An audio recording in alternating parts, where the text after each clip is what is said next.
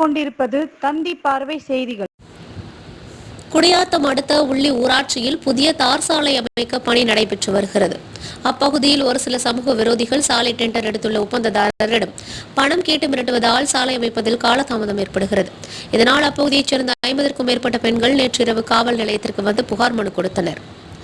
தந்தி செய்திகளுக்காக குடியாத்தம் செய்தியாளர் கேவிஆர். எல்லா ரோடுமே கேட்டிருக்கோம் சார். முதல்ல கமார்பட்டி ஓகே ஆச்சு சார், அதை போட்டுட்டு இருக்காங்க. ஆனா இப்போ நிறைய பேர் வந்து அதை டார்ச்சர் பண்ணி பணம் கொடுக்க சொல்லி மிரட்டுறாங்களாம் கான்ட்ராக்டுக்காரர்.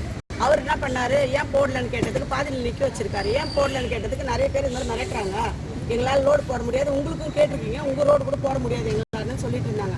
பஞ்சாயத்துல போய் நாங்கள் விசாரிச்சா இப்படி பண்றாங்க இப்படிமா பண்றதுன்னு அத்துறாங்களோ அவங்க பேச்செல்லாம் கேட்காம எங்களுக்கு ரோடு தரமா வேணும், அதனால தான் நாங்கள் வந்து மனு கொடுக்கலாம்னு வந்திருக்கோம் சார் போலீஸ் ஸ்டேஷனுக்கு.